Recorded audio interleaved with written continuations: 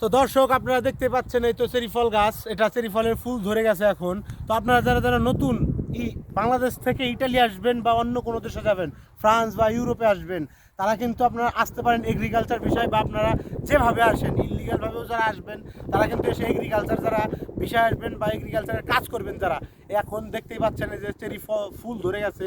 কিছুদিন পরেই, মাত্র 2 মাসের অপেক্ষার পরে কিন্তু ফল ধরে যাবে।